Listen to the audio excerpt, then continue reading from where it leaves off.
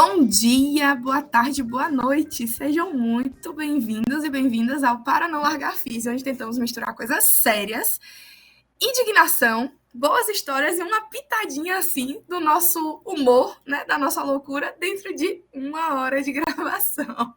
A gente sempre não é mesmo? Aqui o nosso propósito basicamente é inspirar vocês, fisioterapeutas e estudantes de fisioterapia, com as histórias desses profissionais maravilhosos que passam por aqui. E aí despertar dentro do coraçãozinho de vocês esse amor pela nossa profissão maravilhosa, né, Amanda? E hoje, com essa carinha aí, bem na nossa câmera, bem no nosso vídeo, está Ana Carolina. Carol, você gostaria de se apresentar? Normalmente a gente cede assim esse espaço, porque talvez você tenha informações sobre você mesmo que a gente não tenha. Entendeu? Aí, se você quiser se apresentar. Oi, gente. Nossa, o que é que vocês têm sobre mim? Que eu posso complementar. Então, a gente sabe que você é uma fisioterapeuta formada na melhor universidade da Bahia. Tem uma história muito bacana que a gente adoraria ouvir. Atualmente trabalha com fisiopélvica, né? E eu queria saber assim, um pouquinho mais de você, como pessoa, como você gostaria de se apresentar. Sou Carol, né? Me formei na UFBA, na Universidade Federal da Bahia. Formei no comecinho de 2020 e trabalhei por um tempo. Sou pós-graduada em UTI, atuei em UTI, inclusive ainda sou funcionária de um hospital em UTI, mas não é minha paixão mais, já foi, não é mais. Hoje, atuo na fisioterapia pélvica e, antes de qualquer coisa, óbvio, sou a mãe de Maria, né, que foi quem transformou aí o meu olhar sobre a fisioterapia para a fisioterapia, foi justamente onde eu me encontrei ali, meu propósito de vida foi com a gestação de Maria. Tenho muitas vertentes, né? Sou fisioterapeuta da Prefeitura de Petrolina, então estou na atenção básica, estou na UTI, sou de baixa complexidade, alta complexidade, sou da fisioterapia pélvica, tenho um consultório, atuo em outros consultórios, outras clínicas, então também sou empreendedora, autônoma, estou em tudo, eu sou CNPJ, sou CLT, sou pessoa física, sou tudo, estou um pouquinho. Mas realmente o que me rege hoje é a fisioterapia pélvica. E tem um projeto meu, né, que é o Paris Sem Medo, que é justamente voltado para mulheres que buscam por um parto consciente e a protagonização do parto. Um currículo, assim, gigantesco e maravilhoso. Fiquei aqui impactada. Que mulher! Eu até acompanho o seu Instagram e o projeto que você comentou. Achei super interessante, porque foi a primeira vez que eu vi o Instagram falando assim de maneira mais humana sobre o assunto e também se colocando, né, que você fala muito sobre a sua própria experiência durante a sua gestação. Sim. Achei super bacana isso. Sim. Mas assim... eu me coloco ali, né, nesse lugar, porque eu estive nele. Então, acho que acaba que a maior parte da confiança das mulheres hoje parte justamente desse local. Eu ter vivido o que elas vivem diariamente. Eu sou muito centrada na violência obstétrica, né? Sou contra a violência obstétrica e na informação contra isso. Então, hoje eu também tenho outras pautas que vêm surgindo espontaneamente, apesar de eu tratar muito de parto em si, eu também falo muito sobre sexualidade, e vem surgindo uma demanda muito grande e uma confiança muito grande de mulheres sobre sua sexualidade, então problemas matrimoniais, problemas pessoais mesmo, íntimos.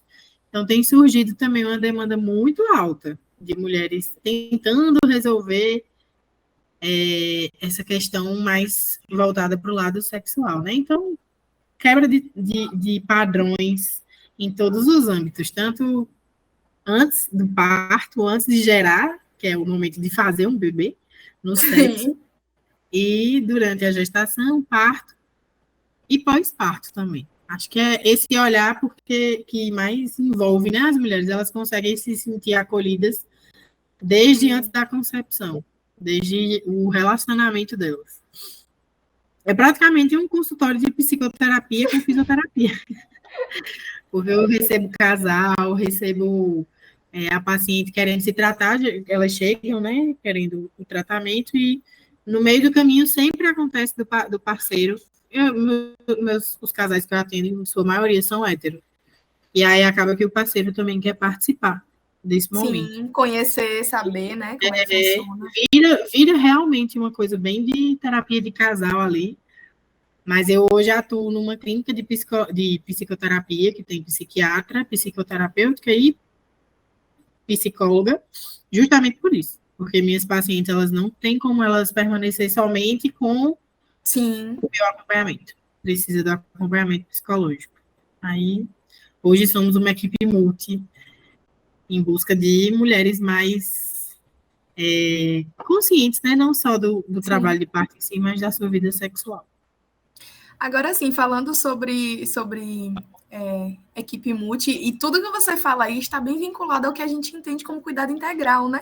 E aí você cuida da mulher em todos os aspectos que tangem a saúde dela. Então, assim, é uma visão bem integral mesmo do cuidado. Mas antes de chegar nessa parte, que de fato é o tema central, né, do episódio de hoje, como se tornar mãe mudou a profissional fisioterapeuta. Isso eu falo porque eu conheço, de certo modo, a sua história.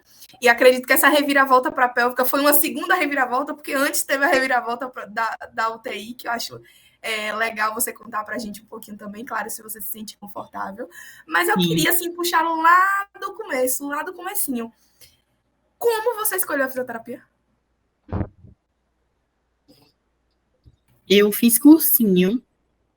A gente tem que voltar bem para a escola, né? Eu sempre tive uma rede educacional muito privilegiada. Então, eu fiz escola particular, fui para o cursinho, porque girava em torno de mim, que eu era uma pessoa extremamente necessária no mundo da medicina, e durante muito tempo eu acreditei que eu precisava ir para a medicina, mas o meu único objetivo na medicina era ter dinheiro. E talvez por isso eu nunca tenha passado, porque o único propósito era isso. Então é um propósito muito raso. Ter dinheiro é muito, muito frágil. Porque se você vende bem qualquer coisa, você pode vender água bem que você vai ter dinheiro. Então acabou que eu não me via. Me viam naquele local de médica, mas eu não me via. Eu me via muito na área de saúde, mas não me via na área da medicina. Mas me falavam muito. Então, vou fazer. E nada me puxava para aquele local. Nada, eu estudava e quando não saía do lugar. Por que você quer ser médica? Só para ter dinheiro mesmo. Só para ter uma vida confortável. Então, aquele propósito era muito frágil. E aí, meu tio era fisioterapeuta e eu sempre gostei dele enquanto fisioterapeuta. Ele fez fisioterapia há muitos anos atrás, quando a fisioterapia ainda nem tinha tanta visibilidade. E ele sempre foi um profissional extremamente capaz. E aí, sempre quis. Eu disse, poxa, eu vou investir. Eu sempre quis. Eu tô correndo atrás de sonhos que não são meus, vou correr atrás do meu aqui também.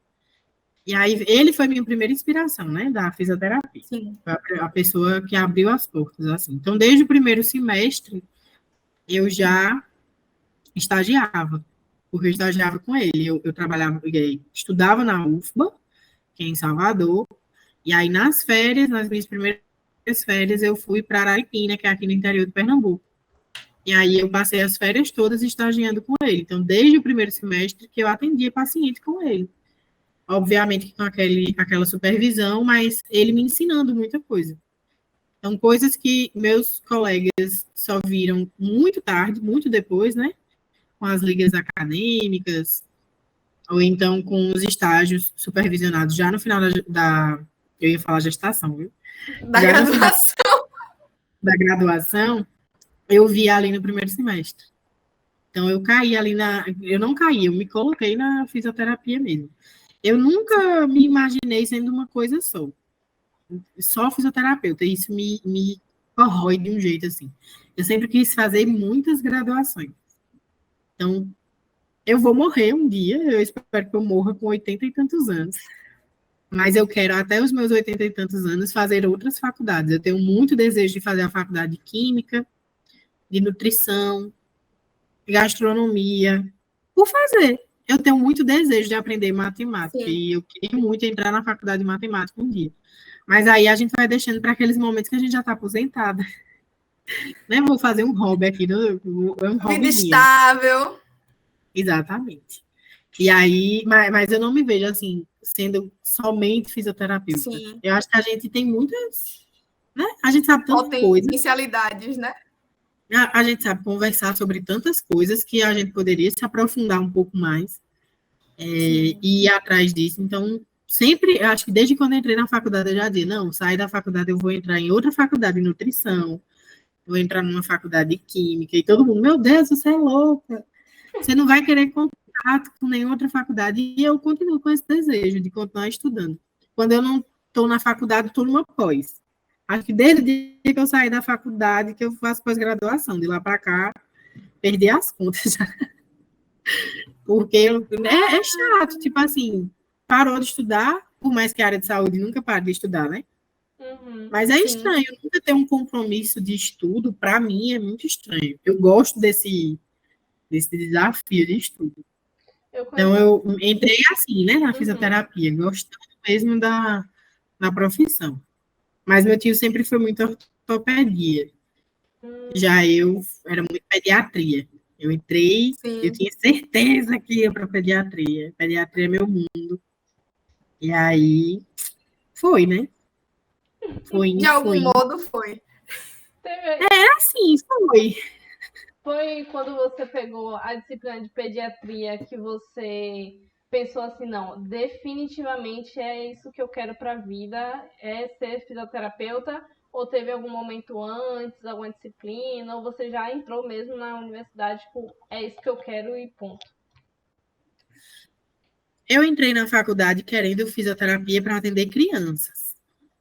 E aí existia uma expectativa, né, muito grande, até chegar a matéria de pediatria. E a professora de pediatria é muito boa, amei pegar a matéria de pediatria, e aí chegaram os estágios de pediatria. E foi ali naquele momento que eu disse, ai, não é isso aqui que eu quero não, que inferno. Que coisa chata. Aí, crise de identidade nunca tive, nunca. Dizer assim, ai, meu Deus, será que eu quero a fisioterapia? Não, eu tô aqui, vou dar a cara, vou terminar. E depois, qualquer coisa, faço outra coisa, corro atrás de outra coisa. Mas quando chegou no estágio de pediatria, eu disse, não é isso aqui não, é outra coisa. Vou atrás de outra parada que eu goste para ver se eu me encontro. Porque pediatria, que coisa chata. As crianças eram legais, só que você tinha que ter uma criatividade fora do comum, e aí você tinha que lidar com criança, com avó, com mãe, com pai, com um preceptor de estágio, com o menino gritando, o menino chorando. Não quero. Não quero, vou arranjar outra coisa para fazer. Aí passou pediatria, né? O amor pela pediatria acabou. Mas tanto é que o meu TCC é com bebê, é com infecção congênita. É um estudo de coorte. Então, eu finalizei com pediatria, mas, querendo ou não, é saúde materno-infantil, né? Sim. Porque, como são infecções congênitas, eu sei muito hoje sobre patologias que acometem as mulheres durante a gestação. Eu estudei muito sobre isso também. E como é que você foi parar na fisiopélvica, na saúde da mulher, então? Ih, menina, é um rolê tão grande. Mas pera, antes desse rolê, eu tenho dois adendos. O primeiro adendo é, eu já conheço, né, até porque Carol, a gente já conversou bastante sobre isso, mas eu queria que Carol falasse um pouquinho sobre o tipo de aluna que ela era. E aí eu tenho uma curiosidade que eu acho que Carol não lembra, mas eu lembro como se fosse ontem. Carol, conte primeiro aí que tipo de aluna você era, né? Se era da zoeira, se era uma aluna CDF. Eu sempre fui uma aluna super dedicada, muito dedicada mesmo. Já perdi matéria, mas era eu acredito, principalmente ali naquele começo de faculdade, o contexto falava muito, né? Porque eu me mudei de cidade. Eu fazia uma faculdade particular aqui em Petrolina, na verdade, Juazeiro da Bahia, e aí passei no vestibular, eu recebi a mensagem por SMS, foi muito rápido, então eu recebi o comunicado que eu tinha passado na UFBA numa quarta-feira, eu fui fazer minha matrícula em Salvador de quinta para sexta, voltei para Petrolina no mesmo dia, vendi tudo, coloquei minha mãe em outro apartamento, e com uma semana eu estava morando em Salvador. Então, são realidades muito diferentes. É uma cidade Sim. interior, que em 15 minutos você está em qualquer lugar, para uma capital extremamente populosa. Então, para mim, foi um baque muito grande. Eu morava muito longe da faculdade, eu morava a 14 quilômetros de distância. E eu fui morar bem no ano que o prefeito estava fazendo reforma de orla, e o meu trajeto era só orla, não tinha metrô na época. Então, minha vida era acordar às 5h20 da manhã, pegar o ônibus 5h40 da manhã, para chegar na faculdade 7 da manhã, para sair da faculdade 7 da noite, para chegar em casa 9h30 da noite. Era bem complicado. Então, o primeiro semestre para mim foi insano, porque Sim. eram muitas adaptações, né? Fora a cobrança da própria Faculdade Federal, que a gente sabe que é uma paulada na cabeça da gente. Bem complicado. Mas, do ponto de vista do contexto, ainda no meio dessa confusão, eu fui uma aluna muito boa, sempre me dediquei muito. Sempre fui muito interativa, sempre fui aquela pessoa que puxava, sabe? Vamos fazer isso, vamos fazer aquilo. O professor passava um trabalho hoje eu já estava com todos os artigos na mão para poder dizer, a gente vai usar esse trabalho aqui. Então, na minha turma a gente se dava muito bem. Mas eu compreendo que, na época, até pela imaturidade da gente, meu comportamento também desagradava. Até porque ninguém agrada todo mundo, né? 100% das pessoas. Mas era como se eu quisesse sempre estar à frente. E não é isso, é um traço meu de personalidade mesmo. É tipo assim, a gente vai fazer uma... Hã? Esse traço é um traço compartilhado aqui entre as três. Mas é um traço meu, que é assim, vamos fazer, mas a gente vai fazer muito bom. Vai ter que ser aquele negócio para todo mundo lembrar. E, tipo assim, sabe? Toda turma faz, mas a nossa turma vai ter que fazer aquilo ali ser foda. E aí acabava que tinha um conflito, né? Porque tinham outras pessoas com as mesmas características que eu. Então, você coloca pessoas que gostam de liderar para atuar juntas, é muito difícil. Ainda mais com idades muito abaixo do que a gente tem hoje. Então, talvez hoje, numa nova graduação, meu comportamento fosse totalmente diferente. Mas ainda assim, continuaria sendo a pessoa que eu sou. O traço da minha personalidade é justamente de liderança. Então, isso eu já tentei apagar para tentar me encaixar, para tentar não desagradar tanto. Porque eu notava, quando chegava a época de trabalho, eu notava que as pessoas meio que se afastavam um pouquinho, ou então não queriam ficar no meu grupo e tal, porque a cobrança é maior, enfim. Mas hoje eu já não tentaria me enquadrar dessa forma, não. Meu perfil é esse. Hoje eu tenho inteligência emocional muito maior para lidar com pessoas, até porque eu já gerencio outras pessoas, né? Eu gerencio equipes, eu gerencio pessoas, profissionais, então a gente vai aprendendo também a se comunicar de forma não agressiva, mas eu precisei passar por esse processo. Mas sempre fui uma aluna muito massa, muito. Eu sempre fui muito de correr atrás. Eu sabia que eu precisava passar na frente de todo mundo para ter visibilidade, para conseguir um emprego quando eu terminasse. Eu não tinha pai e mãe para sustentar. Então, eu sabia que eu tinha que ter dinheiro. Antes de tudo, eu tinha que ter dinheiro. Então, eu corria atrás de estágio. Eu corria atrás de estágio extracurricular. Eu queria certificados. Eu queria tudo. Assim, eu corria muito atrás. Então, durante 5 anos, foram 5 anos sem ter férias. Nunca tive férias. Minhas férias foram quando eu me formei. Né? Acho que foi. Nunca tinha tido férias. Tanto que eu e meu marido, a gente nunca viajou. Enquanto a gente estava em Salvador, a gente viajava para o meu interior. E tiveram Sim. vezes que a gente não viajou para eu poder estar no estágio. O primeiro estágio do ambulatório Margarida Neto não tinha na época das férias. Não existia, porque era conveniado, né? O Hospital das Clínicas com a UFBA. E aí eu fui falar com o meu coordenador. Só eu queria estagiar lá. Será que eles me aceitam? E aí, vai, menina. Você quer, vai. E era para ser, acho que 5 turnos.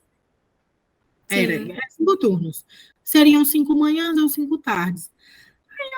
Já estou aqui mesmo, vou ficar todo dia, o dia todo. Então, durante um mês, eu fui todos os dias para o estágio. E aquilo ali, obviamente, me gerou amizades muito boas. Hoje eu tenho amigos muito, muito íntimos mesmo, que são preceptores lá e hoje são meus amigos familiares, que sabem da minha vida, eu sei da vida deles, eles me gerou um network muito bom, porque até hoje eles sabem que eu já não moro em Salvador, mas ainda hoje eles, e aí, você pensa em voltar? Se você voltar, você quer trabalhar em tal lugar, porque eles viram como eu trabalho, viram a minha competência e têm confiança em indicar, né? É um negócio. Isso é uma coisa um pouco engraçada, porque, tipo, às vezes a gente falando assim, parece até que é arrogância, alguma coisa nossa, porque a gente quer fazer o melhor. Mas não, é porque se a gente já tá perdendo tempo, não, mas se a gente já tá investindo tempo naquilo, por que não dar o melhor do que a gente pode conseguir dar, né? Porque fazer o nosso melhor em tudo que a gente faz gera muitas experiências positivas, e fazer esse corre que muitas vezes incomoda outras pessoas também nos incomoda, gera mexe, tira todo mundo da zona de conforto deles. Sim. Mas tipo, porque assim, ela conseguiu e eu não consegui, que loucura é essa? O que é que ela tem que eu não tenho? Acontece, gente, e tem algumas coisas que não são conquistadas. Tipo assim, eu estagiava, e óbvio que muita coisa eu não sabia. Muito do que eu sei hoje, na época, eu não sabia. Mas eu tinha algumas coisas que são inerentes ao ser humano. Eu tinha compromisso, eu não faltava, eu era pontual, eu não precisava estar ali todos os dias. Eu tinha o direito de faltar. Era um estágio que eu nem ia ter certificado. Eles decidiram dar um certificado, tipo assim, a gente tá com pena. Você vê todo dia, minha filha. Você precisa, pelo menos, de um certificado aí para contar alguma coisa.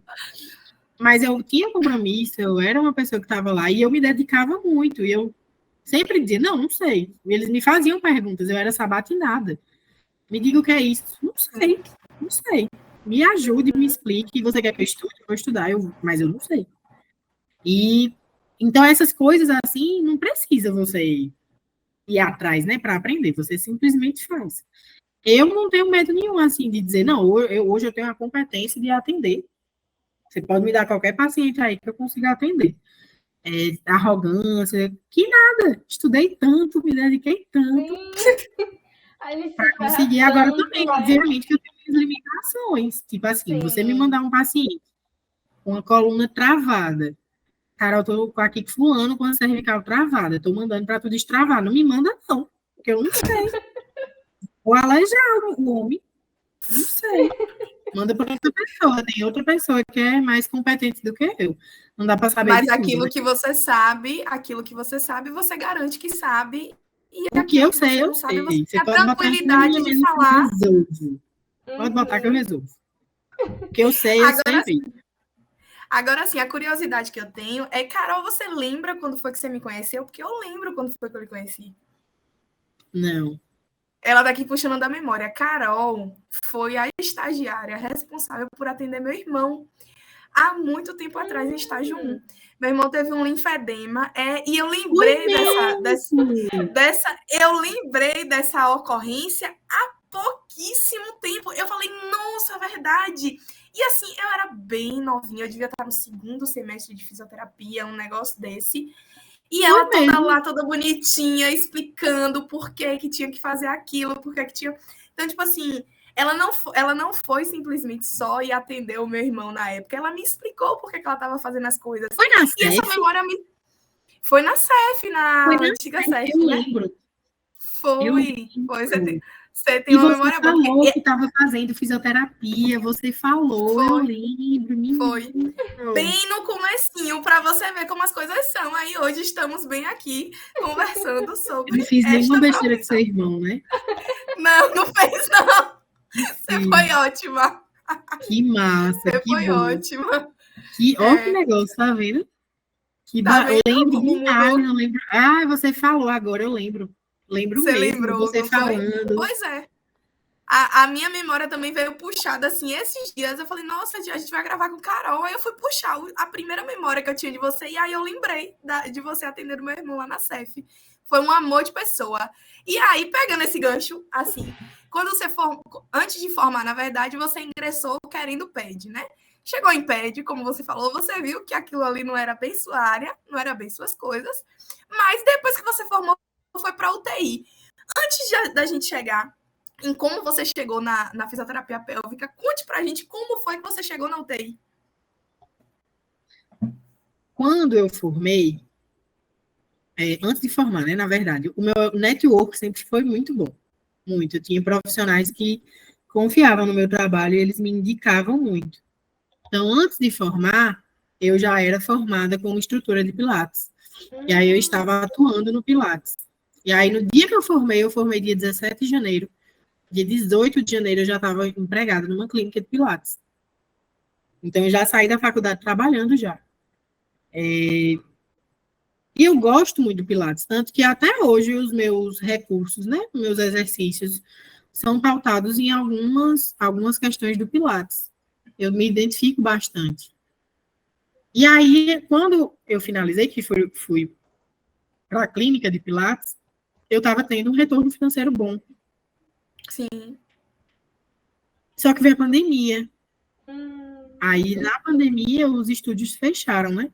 Foi quando surgiu o Pilates online.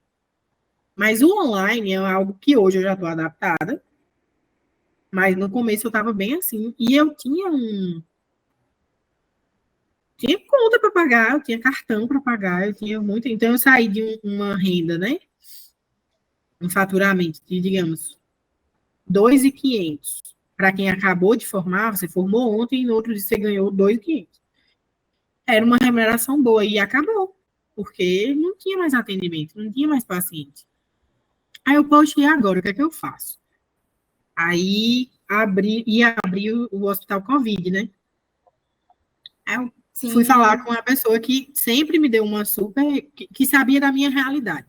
A pessoa que, assim, foi meu pai na fisioterapia, hoje é meu amigo de vida, é a pessoa que eu mais amo, assim, dentre todas que eu amo dentro da fisioterapia. Eu tenho duas pessoas que realmente estão ali comigo para tudo, que é Douglas, que é do ambulatório, e é Mansueto, que é da UFBA.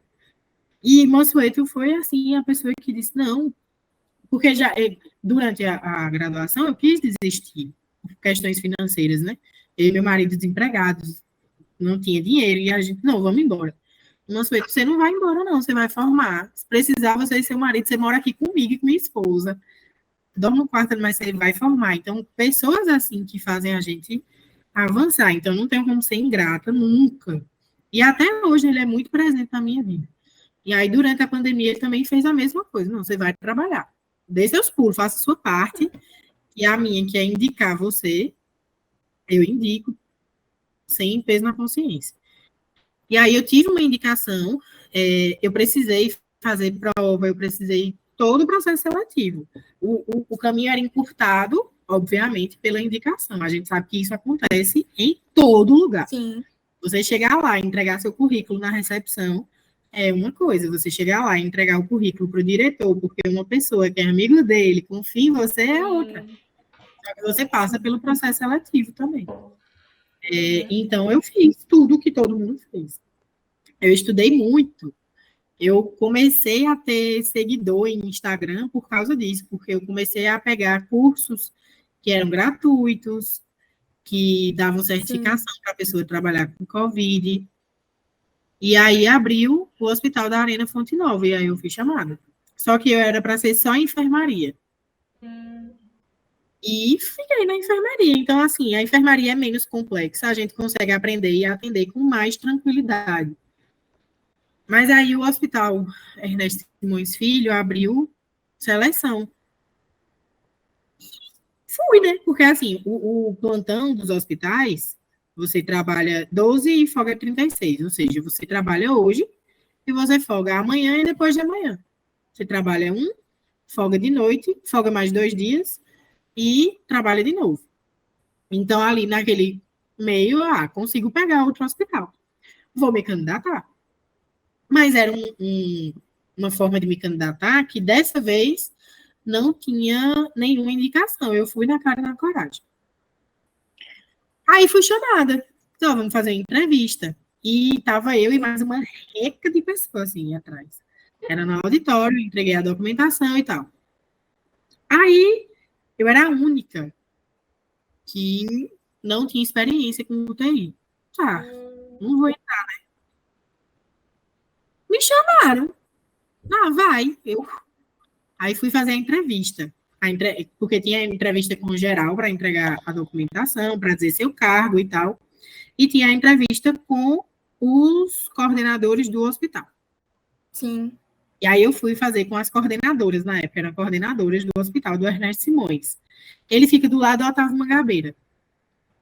Aí fui fazer e falei a elas, não, eu estudei na UFBA, inclusive fui estagiária de um dos preceptores, né, que trabalham lá, era diarista, fui estagiária dele e tal. Sim. Aí, mas eu falei, eu não tenho uma experiência com UTI, a experiência que eu tenho é de 20 dias no UTI, caótica. Minha experiência com UTI na faculdade foi triste, foi horrível. Aí elas falaram, não dá para te contratar, porque a gente precisa de alguém para cobrir plantão amanhã, tipo amanhã. Tá sem fisioterapeuta, a gente precisa de alguém para amanhã. Aí eu olhei assim, eu disse, tá, não dá. Mas a empresa, porque é uma empresa terceirizada, pegava os profissionais e jogavam lá. Aí ela entrou em contato com a empresa e disse, a gente vai precisar de outro profissional, porque ela é recém-formada e não tem experiência com TI. A empresa disse, não tem como, porque a gente já assinou a carteira dele. Então a gente não pode emitir nesse intervalo de tempo. Vocês vão ter que se virar aí. Meu Deus! Faz o que você quiser com ela aí. Eita! Que ela está contratada já. Aí olharam assim para mim e disse, cara, você está contratada. Aí eu, tá. Não vou ficar onde? Você vai ficar na UTI? Emergência, ficar aberta, Covid. Bora lá, né?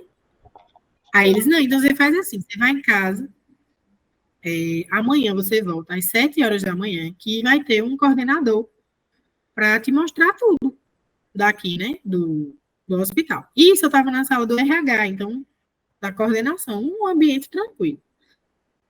Para casa, falei, disse, amor, estou contratada, vou trabalhar em outro hospital. Eu já estava na Arena Fonte Nova, na enfermaria, mas acabou.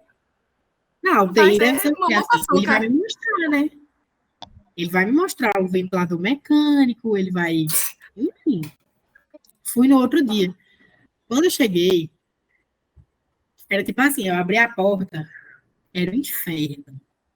Eu olhei, o sapato... Ai, meu Deus. No canto, tudo pegando fogo, uma confusão louca, porque era eu não entendia porra nenhuma, né? Não entendia nada. E foi então, bem no pico da Covid, não foi, Carol? Não, foi no auge, meu amor. Foi no auge. Foi no mês de junho. Foi no mês de junho. Então, na hora que abriu a porta assim, primeiro ele me mostrou umas burocracias, né, do hospital. E aí, planilha, não sei o que, pererei, parará. Perfeito. Vamos conhecer a UTI que você vai ficar? Vamos. UTI A. Aí ele, nós temos 14 leitos, se eu não me engano. E aí, por serem mais de 10, tem 2 fisioterapeutas. E aí, vocês se ajudam. Pronto, foi outro cara que me ajudou. Hoje ele não trabalha mais lá. Mas, meu Deus, aquele homem, ele tinha que estar lá, sabe? Para me dizer, minha filha, isso é isso, isso é isso, isso é isso. Ele foi uma pessoa, ele foi o anjo que Deus colocou ali. Se eu botar um anjo aqui para essa coitada, não sei, escorraçada. E aí a gente foi ver a UTI.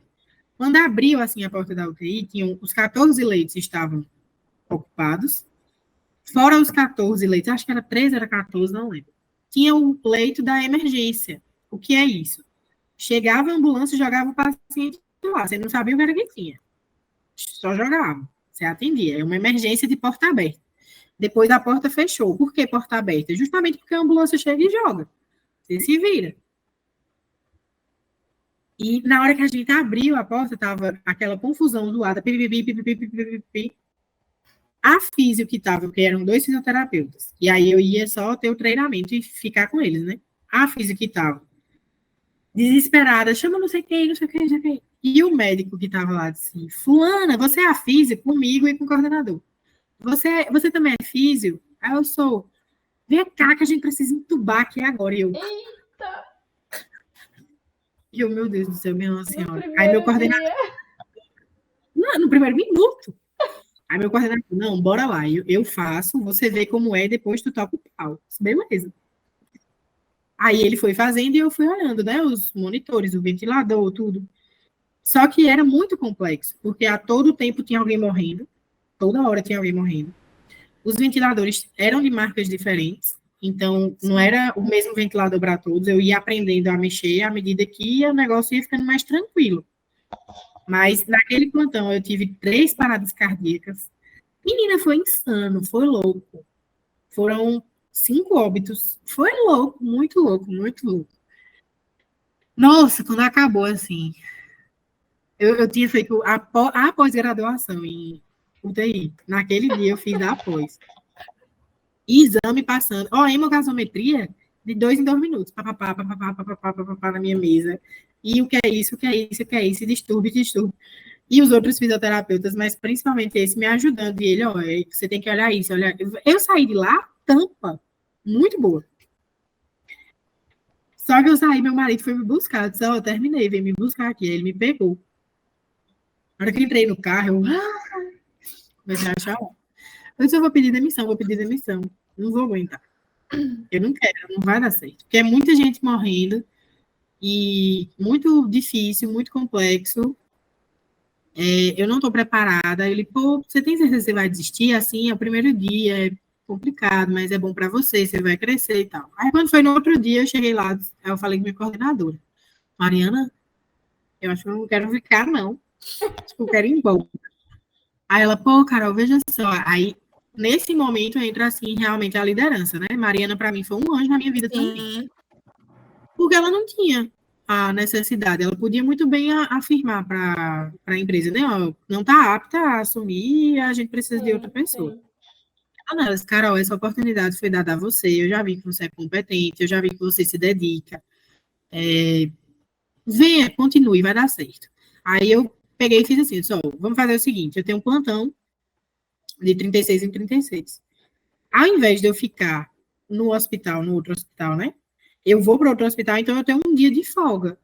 Entre um hospital e outro, eu tenho um dia de folga. Eu posso vir para cá, porque aí eu fico acompanhando outros fisioterapeutas, vou me familiarizando com outros ventiladores. Então, durante um mês, eu não tive um dia de folga. Eu estava 2 dias no Ernesto, um dia na Arena Fonte Nova. Para me familiarizar mesmo com os ventiladores, com a rotina, com os procedimentos, com as condutas. Porque na UTI é alta complexidade. Então, você mata. Se você toma uma atitude errada, você mata. E aí ainda estavam se descobrindo os subtipos de Covid. Tinham 2 subtipos só. Já estava na época, né? Depois se descobriu que eram mais subtipos. Então, assim, a gente tinha que ter cuidado com tudo. Com tudo. Um pneumotórax, que a gente via muito.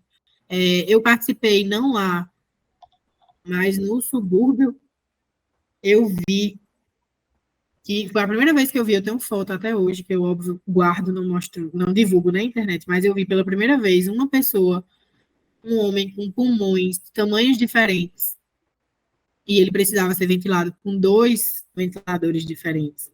Então, eram 2 cânulas diferentes nele. Surreal aquilo ali. Inclusive, foi objeto de estudo.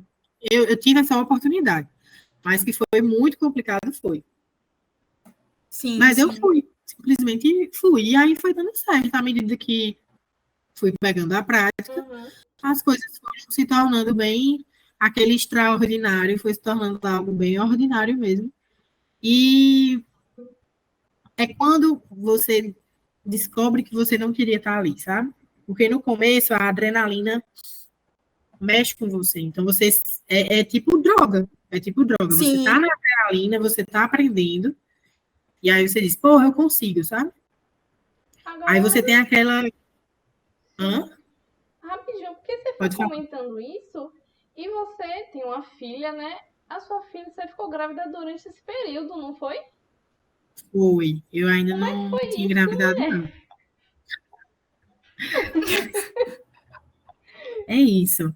É nesse momento que a gente percebe que a gente não queria estar lá. Uhum. Quer estar, mas não é o seu propósito. Então, chegou um momento que aquela adrenalina já não mexia mais comigo. Aquilo que mexeu no começo, de eita, intubação, que massa, não sei o quê, eita, parada cardíaca, que massa, e salve, dá certo, então morre, aquele mundo de coisas que são muito massa no começo, que você diz, eu já consigo, chega um momento que se torna rotineiro. E sim, aí você vai esmorecendo, vai ficando chato, você vai entendendo por que falam que o ambiente hospitalar é um ambiente hostil, Hum, porque aquele é adoecedor, sim. porque as pessoas que estão em UTI muito tempo, na primeira oportunidade elas saem, porque adoece mesmo. É um ambiente que você entra, Sim. sem ter hora para sair, porque você pode entrar às 7 da manhã e sair 7 da noite, como se a pessoa que rende você, né, que é quem vai ficar depois de você, pode não ir e você ficar 24. E a outra pessoa que era para vir, não vir, você fica mais 12. E vai somando, somando, somando, somando. E aí chegou um momento que eu tava cansada. Eu, ai, gente, não aguento mais ver isso. Tamo indo, né? Eu tinha, na época, tiveram outras coisas que rolaram aí no meio, mas aí eu em Salvador. E aí em Salvador eu estava em 3 hospitais. Eu fui contratada, nessa época eu ainda estava animada, não vou mentir não, eu estava animada com o emprego, e principalmente quando eu fui contratada pela cardiopulmonar. Porque a sim, cardiopulmonar é um hospital referência. E aí eu tinha plena convicção que eu não ia passar.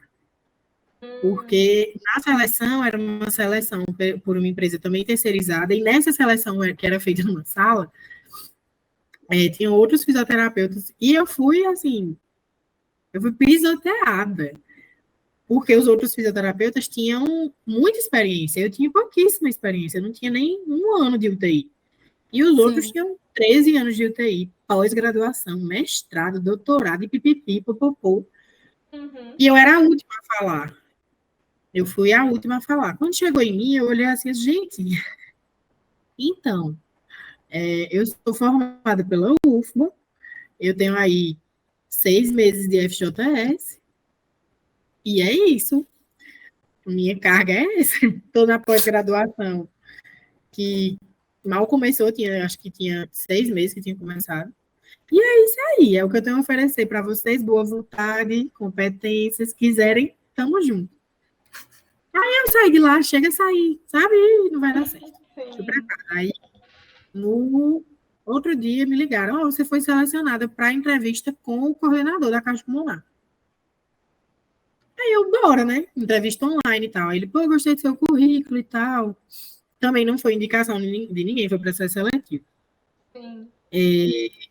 Aí ele fez a entrevista. Como eu agiria se eu fizesse isso, se eu fizesse aquilo e tal. Sim. E aí eu me saí muito bem. Aí no outro dia eu recebi a mensagem que eu tinha sido contratada, que era para levar a documentação. Então a Caixa Pulmonar foi assim, o apogeu, o ápice da minha animação. E um hospital extremamente organizado, que valoriza o funcionário. Foi o melhor hospital que eu já trabalhei. Eu ingressei no Bacana. dia, ingressei dia 10 de março. 10 de março de 2021. E aí a coordenadora de lá, ela também era coordenadora do espanhol. E ela, pouco tempo depois, ela, Carol, a gente tá gostando do seu trabalho e tal. Surgiu uma oportunidade no hospital espanhol. E eu acho que a gente vai te chamar. Aí eu, tá bom. Aí essa é a hora que me caiu falar, minha esposa tem 4 Sim. Mas aí, isso foi em março, né? Foi. Aí ela falou comigo em abril. Foi. É isso, pronto, eu estou refazendo a linha, né, da Uhum. confusão. Sim, Quando foi dia 11 de abril, que foi um domingo, 11 de abril de 2021. Aí eu descobri que eu estava grávida. E aí eu tinha que contar para todos os meus coordenadores, porque eu tinha 3 coordenadores, eram 3 hospitais, Sim. Arena Fonte Nova, Ernest Simões Filho. Não, eu não estava mais na Arena. Era Hospital da Cidade, Ernest Simões Filho, Caixa Comunal. Aí contei para. Eu não tinha contado para ela ainda no dia 11, quando foi segunda, terça, quarta. Na quarta-feira, ela mandou uma mensagem. Ela, oi, Carol, tudo bem? Vê só. Eu sou coordenadora do espanhol e eu tenho uma vaga para você lá. Eu queria saber se você tem interesse nessa vaga. Aí, porra, fui criada para ser uma pessoa honesta, né? Aí eu tinha aniversário. Eu tô grávida. Eu já ia te contar, né? Eu ia procurar ela para contar no dia seguinte, que era meu plantão. Mas estou grávida, não posso assumir mais nenhum emprego. Outras mulheres assumiram. Acontece, da mulher não contar que está grávida, assumir e o hospital tem que bancar. Aí ela, aí lascou tudo, né? Aí meu contrato, na época, hoje em dia não tem mais isso de contrato temporário, você engravidar e poderem lhe demitir. Na época me demitiram porque era um contrato de 45 dias, então eu ainda estava dentro dos 45 dias. E aí eu fui demitida por ele. No hospital da cidade eu era PJ, ou seja, não tinha nenhum vínculo empregatício. Sim. Mas no Ernesto eu era CLT. E aí, logo que eu engravidei, tinha entrado em vigor que mulheres grávidas no Covid não podiam trabalhar. Então, eu recebi a licença bem. Sim. Eu fiquei a gravidez toda em casa. Foi aí que eu fui, eu vou surtar. Se eu ficar em casa esse tempo todo dentro de casa, eu vou surtar. Aquela Eu coisa, tive hiperêmia gravídica, então sai eu de uma tava. rotina super badalada pra ficar em casa o dia todo. Aí eu disse, vou ter que estudar. Vamos estudar o quê? Vamos estudar parto. Uma hora essa menina vai ter que sair daqui. Eu passei a faculdade toda dizendo que se eu engravidasse, um dia eu ia querer cesariana. Sim. E aí, quando eu engravidei, eu disse, não quero cesárea, quero normal. Então, eu tenho que estudar parto normal para ver o que é que eu vou fazer. E aí, fui fazer curso de fisioterapia. Então, quase todo final de semana, eu estava num curso diferente, fazendo uma parada diferente. E aí, fui me apaixonando pela área. Mas, realmente, o meu foco era só parir e depois voltar para o meu trabalho normalmente. Aí foi O aí que seu eu trabalho comecei. de UTI. O trabalho de UTI. Eu queria, não, eu vou parir e depois eu volto para o meu trabalho de UTI. Só que de tanto estudar, de tanto ler, de tanto mergulhar, eu me apaixonei pela urogineco. Mas quando eu tive Maria, não imaginava, não, trabalhar com isso. Eu vim para pensar em tornar isso uma profissão, né? A minha profissão, porque eu tive Maria. E aí, mesmo estudando tanto, eu passei por violência obstétrica. E aquilo ali me pegou. Eu disse, por que eu passei por isso? E eu fui captar onde eu tinha errado, porque eu sabia onde o profissional tinha errado. Todos os pontos que ele errou, eu sei. Mas onde foi que eu errei, já que eu estudei tanto? E como é que eu posso fazer para que outras mulheres não cometam os mesmos erros? E aí eu percebi que eu sabia muito sobre parto, sobre biomecânica, mas não sabia sobre outros fatores, né? E eu também não repassei informação. Então, as pessoas que me acompanharam durante o parto, elas não tinham a mesma informação que eu. E aí foi onde entrou o projeto. Eu pensei assim, não, vou fazer um projeto. Tanto que eu criei o projeto Paris Sem Medo. Era online, começou online e gratuito. Ninguém pagava nada. Era assim, você se inscrevia e tinha direito. Só que para eu conseguir fazer, eu tive que começar. Eu fazia com Maria, muito bebezinha, né? No colo. Sim. Era tipo aqui, a gente, e ela aqui mamando no meu peito. Ela começou a crescer, eu disse, não vai dar certo. Aí eu tinha que contratar uma babá. Então, eu cobrava exatamente o que a babá cobrava. A babá cobrava a diária de R$100, eu cobrava R$100, só para pagar a babá. E era temporário. Ia ser temporário. Aí, estava dando os 4 meses de Maria, que era quando retornava, né, da licença maternidade para voltar a trabalhar. E eu fui fazer o meu exame para poder retornar a trabalhar. E quando eu cheguei lá, eu descobri que o hospital que eu trabalhava, ele também era adepto da amamentação exclusiva por 2 anos, que o Covid tinha implementado. Eu ainda estou de licença do hospital. Sim. Minha filha faz 2 anos agora, 24 de novembro, e eu ainda estou de licença do hospital. Aí eu, 2 anos dando de peito, né? Eu vou ver aí o que é que eu faço. E eu não sabia como levar a UTI. Eu já estava fora da UTI há muito tempo, então eu já não sabia mais nem se o que eu sabia era atual, porque muda o tempo todo, né? Sim, e o Covid principalmente mudou muita coisa, vou né? continuar investindo em urogineco. Aí é isso, comecei a profissionalizar mais a consultoria, o Paris Sem Medo online. Aí fui estudando mais, fiz mais curso, aí o povo entrar na pós. E eu comecei a amar aquilo ali. Quando eu dizia, vou ler sobre, só eu sabia ler sobre aquilo ali. Vou pesquisar sobre, só sobre aquilo ali. Conversar sobre só aquilo ali. Aí foi se tornando intrínseco, é algo de mim já. Onde eu chego, até hoje, onde eu chego, o povo só sabe falar de vagina, sexo e parto. Não importa onde eu vá. Parece que tem uma vagina aqui na minha cara, porque a pessoa nem sabe o que é que eu trabalho. Ela olha para mim e diz, é porque eu estou com problema. Porque eu não consigo mais transar, porque eu não consigo. A pessoa olha para mim e se sente confortável em falar, sério. O nome disso é marketing bem feito. Mas, gente, é sério, tem umas velhas que me vê na rua, sabe? Aí, tipo assim, tá na fila do restaurante. Aí começa uma conversa aleatória e do nada ela tá lá me falando que ela não consegue mais transar com o marido, que ela perde urina, que isso, que aquilo. Eu tenho muita paciente que começa assim, que eu nem me apresentei, eu nem queria me apresentar. Ela que vem puxar a conversa, falar da vida sexual dela e se torna minha paciente. Muitas. E foi assim que eu entrei no mundo da Originec e estou aí. Até então estou aí. Ana, você estava aí falando sobre... Fale, Mari. Não, eu ia comentar que história, porque é uma caminhada turbulenta, longa, turbulenta, porque foram muitas coisas realmente complicadas, principalmente o Covid, os profissionais que atuaram durante esse período dentro das UTIs, realmente foi uma coisa de louco. Eu só escuto os relatos, mas pelos relatos eu já fico assim, assombradíssima, porque o negócio realmente pegou muito e custou muito de energia, de força, de saúde mental, né, dos profissionais. E também ter essa notícia, né, da gravidez nesse período, não sei se foi assustador para ti, né? Tipo, essa notícia, assim, para você, pensando na sua carreira, trouxe um impacto muito forte no sentido de algo negativo ou foi uma coisa que foi mais positiva para ti, que mudou a sua vida de forma positiva?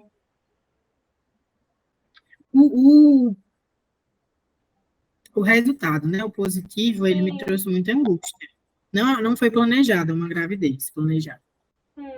Mas eu fui descansando meu coração nas mãos do Senhor. Senhor, vai ser o que você quiser.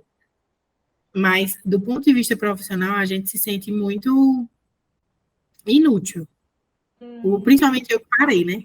De trabalhar. Mas Deus sabe o que faz, porque eu tive uma hiperêmese seríssima. Eu vomitava, eu não tinha náusea, eu vomitava. Durante 6 meses, sem parar, todos os dias, o dia todo. E eu tive aversão à comida, então eu não conseguia comer.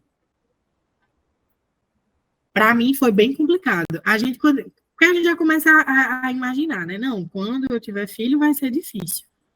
Mas o puerpério foi pior. Foi bem pior. Porque quando a gente tá grávida, a gente tá vivendo sensações muito únicas, mas você consegue ir para qualquer lugar. Se dissesse assim, ó, cara, você tem que voltar a trabalhar hoje, estando grávida, eu voltava. Eu botava minha roupa e ia.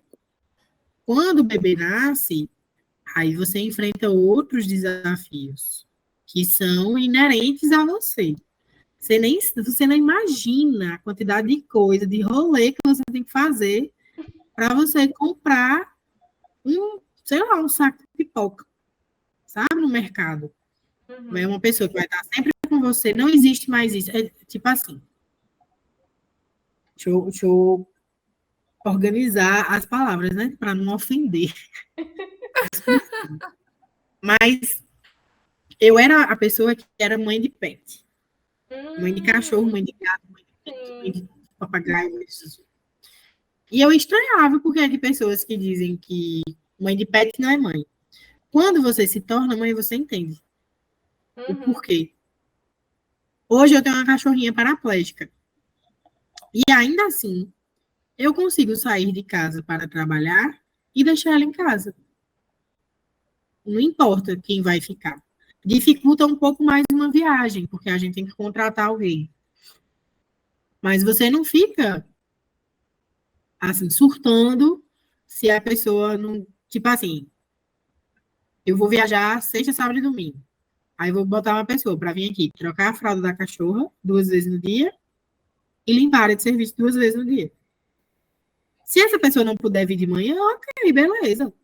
Se essa pessoa não puder vir um dia todo, tá. No outro dia, pelo menos, ela vai.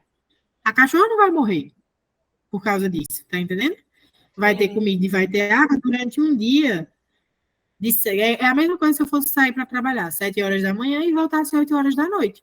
O cachorro fica ali. Ele sabe comer sozinho, ele sabe beber água sozinho. Ele não abre a boca do fogão e toca fogo na casa. Sim. Ele não pega a garrafa de água sanitária e bebe a garrafa de água sanitária e se intoxica todo. Sim. São coisas surreais. A cachorra não vai lá e pega uma boneca e joga no box até o box se estraçalhar todo. Você sai de casa e deixa o cachorro lá, o gato lá, eles sobrevivem sozinhos. O filho não.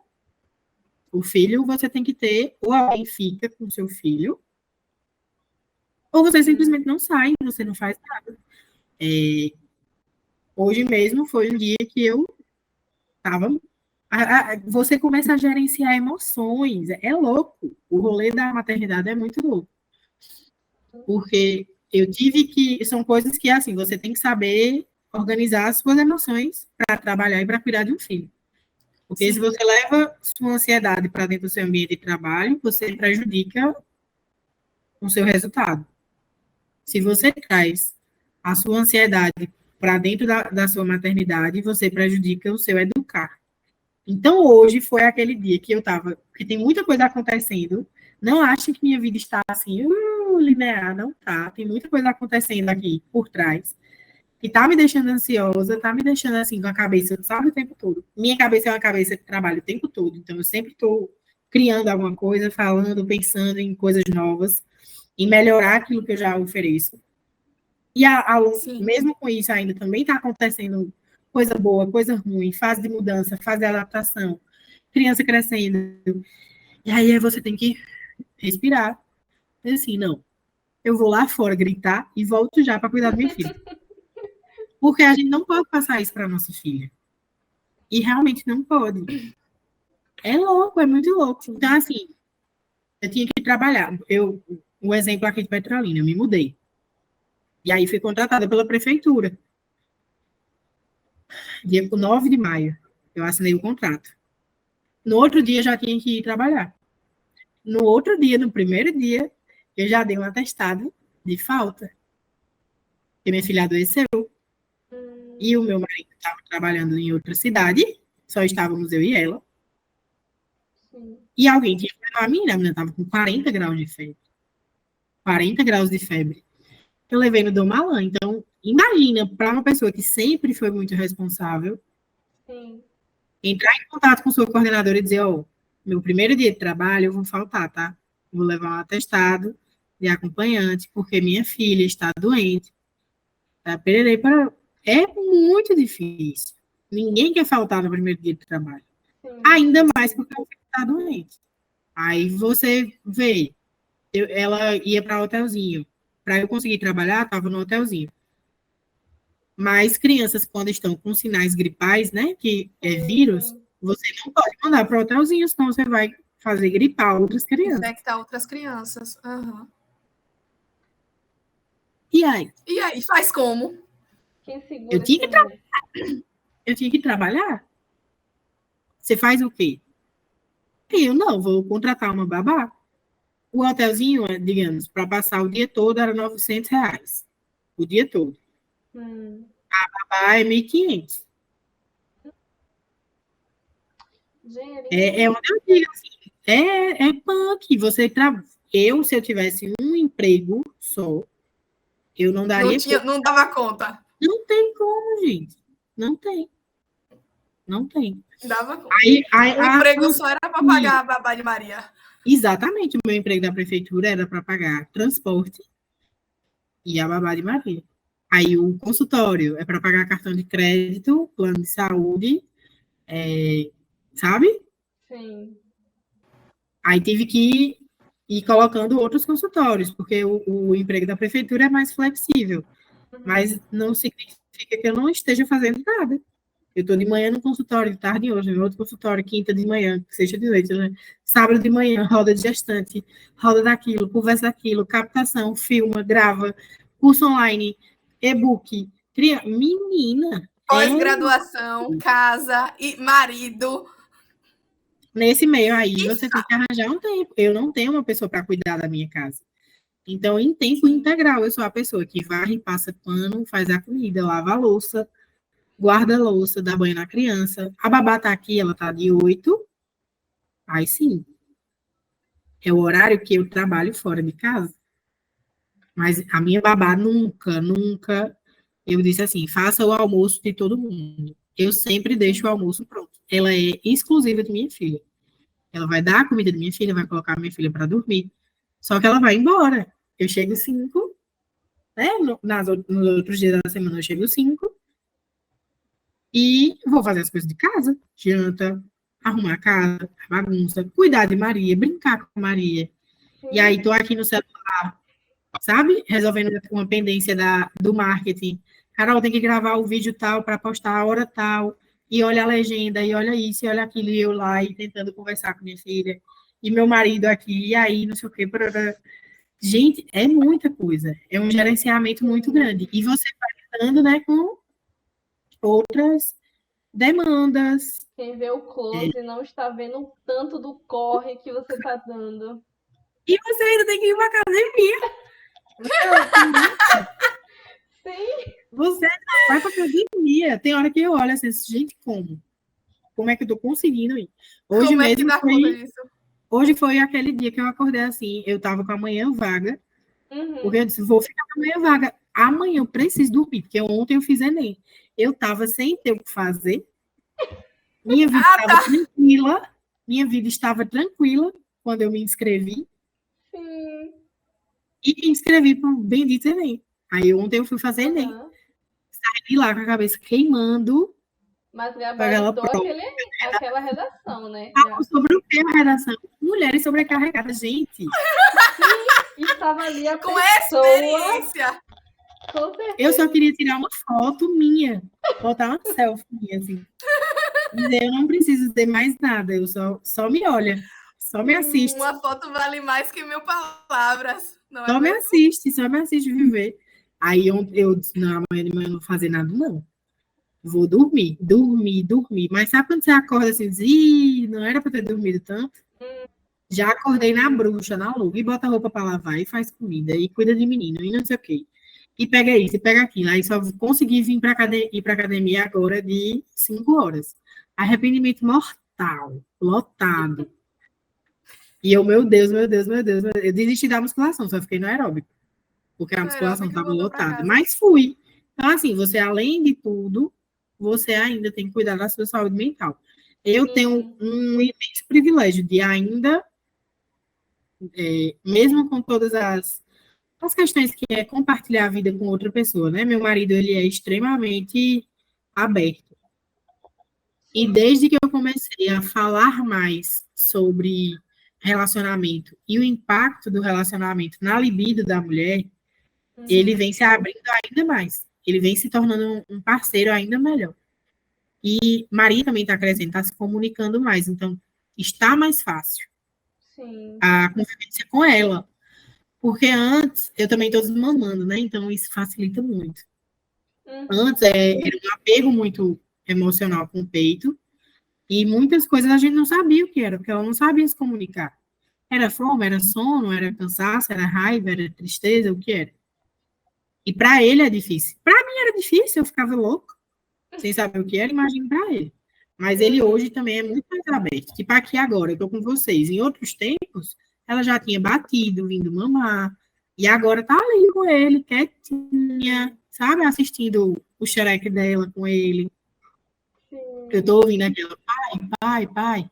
Ela já tentou entrar aqui e ele não deixa. Sim. Já ele vai surtar também, vai dizer, não, entra aí, atrapalha a tua mãe. Mas são desafios, né, da maternidade, da paternidade de um pai que é pai, é um desafio também. Ele participa ativamente da criação dela, então Sim. ele sabe o que é que ela, o balbuceio, ele sabe o que quer dizer, a hora do cocô, a hora do xixi, ela tá com isso, tá com aquilo, deve estar coçando, não tá coçando, ela quer brincar disso, quer brincar. Ele sabe, ele é pai. E tem se tornado um marido melhor. É onde eu falo também para as minhas pacientes. Muitas vezes elas me procuram buscando solução para uma lubrificação reduzida, Sim. Uma libido baixa. Poxa, cara, minha libido está baixa. Eu acho que é porque minha vagina, minha vulva está ressecada. E não tem nada a ver com vulva ressecada. Quando você vai puxar, é uma sobrecarga realmente de trabalho. É um marido que não dá atenção, é um marido que não conversa, é um marido que não entende, é um marido que não apoia. Que só pensa em si, é um relacionamento mais egoísta, e quando você puxa, você consegue chegar ali no final da avaliação e dizer, sua vulva está ressecada, realmente. Mas um CAMED resolve. A sua questão a sua mais questão embaixo. É você, seu marido, diálogo, conversa. Ontem foi domingo, não foi? Foi o dia do Enem. Sábado, eu recebi uma ligação, uma amiga minha, que é psicóloga. E ela mandou uma mensagem, posso falar contigo? Eu disse, pode. Ela me liga. Aí liguei. E era justamente uma psicóloga com problema no relacionamento. Carol, eu estou assim, assim, assim. E ali, 45 minutos de conversa, a gente conseguiu fechar que não existe diálogo. E se eu disser a você que hoje 70% dos relacionamentos acabam sem precisar acabar. Quando acaba, que passa ali aquela fase do ranço, né? Da raiva, Sim. da cabeça quente, que cada um para pensar, eles olham e dizem, acho que precisava terminar, não. Tinha alguma coisa ali que faltou. Aquela tensão. Geralmente de algo. É importante falar sobre isso, porque cai um pouquinho de até um tema do nosso episódio 7, que foi sobre rede de apoio na graduação, mas aí no seu contexto a longo prazo, também no ambiente de trabalho, porque porque nós três aqui somos do mesmo time que se sobrecarrega com um monte de coisa, que faz 500 milhões de coisas ao mesmo tempo. A gente precisa de uma rede de apoio, não vou dizer, assim, um pouquinho mais forte do que algumas pessoas, porque a gente, às vezes, tem essa dificuldade de dizer qual é o nosso limite, e se a gente não se vigiar, a gente passa por esse limite, e a gente precisa muito dessa rede de apoio para ajudar a gente nos nossos momentos de crise, nos nossos momentos de tranquilidade, e às vezes para puxar a gente um pouquinho, para a gente não ir tão longe. E, de fato, são essas pessoas que no nosso dia a dia fazem com que a gente consiga lidar com tanta coisa que a gente consegue lidar. Eu sou extremamente feliz, eu sou casada, eu tenho um casamento, assim, perfeito, acho que vai fazer 2 anos, se eu não me engano, em fevereiro, e foi o que você comentou. No início, nossa, relacionamento perfeito, aí a gente vai morar junto, cada um vai descobrindo o chiquezinho do outro, e fica... o nervoso. E se a gente não conversa, não tem uma boa comunicação, realmente vai esfriando as coisas. Assim, eu sou uma pessoa teimosa, eu sou difícil de lidar. Nos bastidores, eu sou uma pessoa difícil de lidar. E eu sou muito grata a Deus, porque meu marido, assim, a paz do Senhor, meu Deus do céu, ele vai me acalmando, vai me ajudando. Se não fosse pela paciência e pela colaboração e pelo suporte que ele me dá, eu acho que eu não estaria bem. Tô muito cansada pelas milhares de coisas que eu tô fazendo, mas pelo menos estou com a minha sanidade garantida. E eu não estaria fazendo tantas coisas, porque eu não teria essa rede de apoio. E eu acho que, como você vai falando, né, eu vejo, de certa forma, ele ali também te ajudando, né, seja cuidando, sendo um pai, né, presente na vida de Maria, e também dando esse suporte, né, para te ajudar a lidar com as milhares de coisas que você faz. Você faz muita coisa. É. Tem assim, o fato de a idade e a faculdade, Sim. elas são compulsórias. Elas fazem a gente acreditar que a gente precisa viver muita coisa ao mesmo tempo. E a maternidade Sim. tira um pouquinho isso da gente. É por isso que a maternidade dela é tão complexa. Porque um dos fatores mais difíceis para a mãe é ela olhar aquele pai, que é um pai massa, que ela consegue identificar que ele é muito bom, e ainda assim ele viver mais do que ela. Em um certo momento existe uma competição ali, que ele nem sabe que existe. É dela para ele. Porque ela vê ele sair sem nenhum empecilho, que não é culpa dele. Não é culpa dele. Existe um vínculo chamado amamentação, que é muito, muito complexo.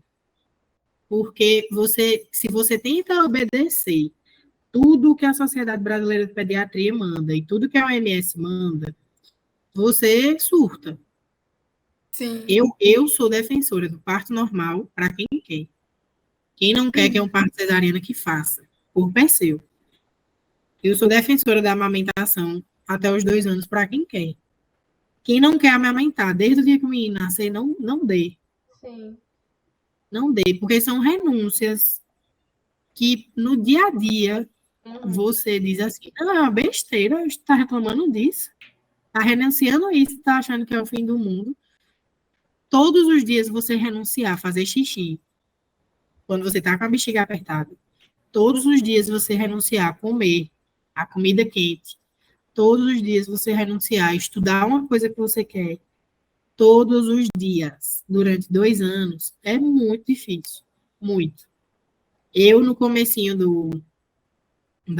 de Maria, eu tinha minha mãe, mas eu fui para Salvador e meu marido também trabalhava em cidades distantes. Então, por muito tempo, eu fui mãe que era só eu e Maria, durante 15 dias. Ele ficava 15 dias só eu e ela, e ele chegava, ficava 4 dias e eu já ia viajar. Eu cansei de fazer xixi em pé. Porque... E só quem é mãe vai entender. Ai, por que não bota a criança lá? Sabe? Vai fazer seu xixi. Se Amor! fosse assim tão fácil, né? Amor, enquanto ela fica na cama, tu faz. Você faz. Que é isso? Maria. Cocô? Então, né, gente? Boa sorte. Ele ainda vem mostrar. Eu já vi. Então, assim... Eu quando a lembro criança de Carol volta, contando. Eu lembro de Carol contando que às vezes ela ia tomar banho com Maria se esgoelando, porque ou era dessa forma ou não era. E era uma dor no coração para ela ter que ouvir a filha dela gritando, mas ela precisava tomar banho. Eu falo assim sobre o puerpério com todas as minhas pacientes. Eu tenho um acompanhamento pós-parto, que eu vou como fisioterapeuta, mas eu continuo indo como amiga. Tanto que eu marco com elas. E aí, como é que tá? Tudo bem? Oi, Carol, tá tudo bem? Vamos marcar para dia tal? Eu disse, tá bom, eu vou aí. Quando eu chego lá, eu não faço nada de fisioterapia. Aí elas, quanto foi? Eu disse, foi nada, não, tá incluso aí, em tudo que você está vendo. O que é difícil, se olhar dentro daquele olho do furacão, é muito difícil. Porque você acha que não vai passar nunca. É tipo assim, velho, eu quero estudar isso aqui, eu não consigo. Eu quero ler, eu só quero ler uma página e não consigo. E o diagnóstico compulsório de TDAH em mulheres pós-parto é gigante, é muito perigoso. Eu trabalho na Saudavelmente, que é uma clínica de psiquiatras e psicólogos, e a maioria é mulher, né? E eu estava conversando sobre isso esses dias, sobre como tem mulheres que chegam lá com a certeza que, não, eu tenho TDAH, eu tenho. Não tem outro diagnóstico, eu tenho esse negócio aí. E tem exames que são feitos, né? Exames físicos, manuais, testes e tal. E quando chega lá, você não tem nada. Mas como assim não tem nada? Não, você não tem. O que você tem é que você é mãe. Você é mãe. Você não consegue mais se concentrar. Para eu me concentrar, eu tenho que estar no meu consultório, longe daqui. Se eu estiver aqui, eu não consigo ler, eu não consigo estudar. Eu estou estudando para concurso. Maria já está grandinha. Então, assim, nem sempre no consultório eu consigo estudar, porque eu também preciso atender. E aí, graças a Deus, a agenda está cheia. Mas aí eu chego e saio atendendo. Eu não consigo mais estudar. Então, assim, Maria já não é mais aquele bebezinho que tira soneca a cada 2 horas. Ela tira um cochilinho durante o dia e olha lá. Maria é muito ativa, parou de mamar hoje tem 1 semana. Então, ela tá com mais fome, ela tá dormindo mais tarde. Sim. Eu canso. Semana passada foi aquela semana que eu disse assim, gente, ufa, meu Deus, porque eu tava acordando 7h30 da manhã com Maria, 8 horas. Teve um feriado de finados. Qual a graça de celebrar Sim. que morreu? Não vejo graça. Só foi para meu babá faltar. Eu quase enlouqueço. Quase enlouqueço. Meu Deus, que insanidade. Então, assim, você cuidar. Mas E assim, não pode dar tela, não pode ter celular, não pode dar doce, não pode dar chiclete, não pode bater, não pode isso. E eu não bato, eu não dou chiclete, eu não dou pirulito. E você fica, meu Deus, meu Deus, meu Deus, meu Deus. E a menina, você 10 horas, você já tá assim, ó. E a menina, e você, pelo amor de Deus, vamos dormir, vamos dormir.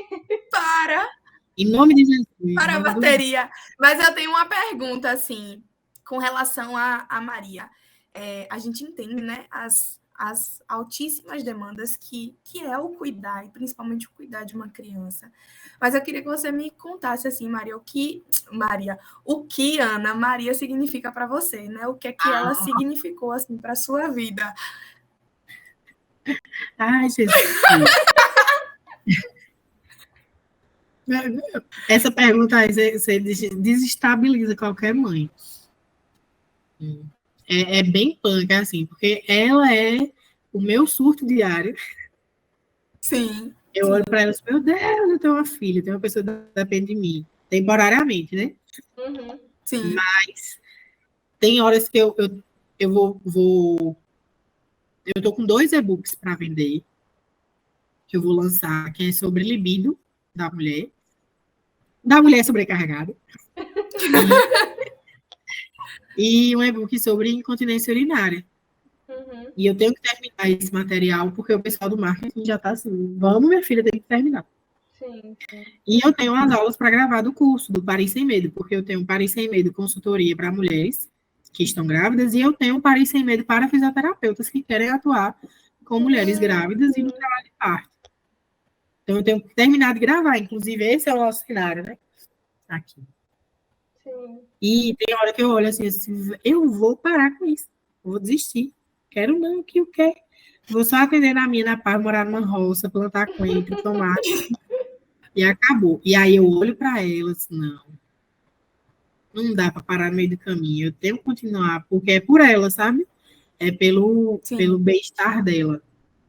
É muito difícil, porque eu também tenho priorizado muito estar em casa com ela. Eu não quero que ela veja a babá dela. A babá dela é minha mãe e meus pés aqui. Mas eu quero que ela veja a babá como babá e não como mãe. Sim. É tipo assim, nem todas as manhãs eu atendo, nem todas as tardes eu atendo. Todas as noites, ou pelo menos a maioria são dela. Tipo, hoje foi uma exceção, eu tô aqui com vocês, mas é do quê? 1h30. Sim. E aí, tudo que eu tenho que fazer extra consultório, eu faço quando ela dorme, quando ela tá dormindo. Então, eu sou aquela mãe que dorme quando todo mundo já dormiu e que acorda antes de todo mundo acordar. Sabe? Então, assim, quando você vai acordar 6h30, 7 horas, para a população geral, isso é um horário, poxa, eu acordo 4, eu vou dormir 3h30 da manhã. Eu não tenho como acordar 4h30 da manhã se eu fui dormir 3h30. Sim. Então, eu já não sei mais dormir muito. Tanto que de ontem para hoje, eu disse, eu dormi horrores, mas eu fui dormir 1h30 da manhã, aí acordei 6. Aí eu disse, não, vou dormir mais um pouquinho. Dormi, acordei 8. Aí dormi de novo, acordei 8h45. Aí dormi, 9h20. Então, assim, eu não tenho mais esse ritmo de dormir horas seguidas, sabe? Sim. É muito difícil. Você ser mãe, hoje é muito difícil. Principalmente quando você tem projetos pessoais muito importantes, que você precisa finalizar. Sim. Não só por ela, pelos seus filhos, mas realização pessoal mesmo. Dizer assim, não, eu consigo fazer isso aqui. É muito difícil, muito. Principalmente, assim, é tanta coisa. Você enquanto... Sim, termine. Não é isso, é por ela, mas é por mim também. Tem coisas que também precisam ser por mim. O puerpério, ele dura muito. Pode durar até 2 anos de vida, né? 2 anos do bebê, a mamãe fica ali 2 anos de puerpério. E a mulher voltar a se enxergar é muito difícil. A autoestima é muito difícil. Então, se você não tem um parceiro para ter desejo por você também, nos momentos que nem você consegue se enxergar como algo que é objeto de desejo, é muito complicado. E aí você tem mulheres que são mães solo, mães solteiras, mães que não têm nenhum apoio, ou aquelas mães que têm um relacionamento, mas que dentro de casa não tem uma pessoa que é parceira, e ela tem que lidar com todo esse jogo de cintura, e ainda tem que lidar com a rejeição, que é o que coloca você ali a nível subterrâneo. E eu digo a você, porque apesar de existir seres humanos assexuais, que eles não precisam do desejo sexual, a gente também tem, nesses indivíduos, desejos de percepção. Eles precisam ser queridos. Eles podem não querer ter um relacionamento afetivo, mas eles precisam ser admirados. As pessoas que elas não têm nenhum ímpeto de admiração, elas entram num nível de depressão profunda. Porque a admiração é o que move a gente. Quando você se inspira em alguém, você admira alguém, você diz, pô, eu quero chegar ali, naquela, sabe? Queria ser como aquela pessoa. Aí você corre atrás para ser parecido. E muitas Isso é vezes... meio que inerente ao ser humano, né, Carol? A gente se inspira em modelos, em exemplos. O processo de ansiedade, às vezes, transforma os seus pensamentos em dizer assim, eu admiro, mas eu não sou admirável. Você pode ser a pessoa que dá o maior corre do mundo. Você sempre acha que você está um nível abaixo ali. Abaixo. E é por isso que eu digo, não é sobre o desejo sexual, é sobre os parceiros deixarem claro que, ó, apesar de você não estar interessado em sexo, eu também não estou, mas eu lhe admiro muito. E não só em palavras, nas atitudes mesmo do dia a dia. De dizer assim, eu percebi que você está cansada, e você tem motivo para estar cansada. Deixa eu fazer o almoço hoje. Sim. Não é a mulher dizer, poxa, estou cansada, que é o que você mais escuta da mulher do puerpério, né? Estou cansada. E escutar, cansada de quê? Mas você nem trabalha.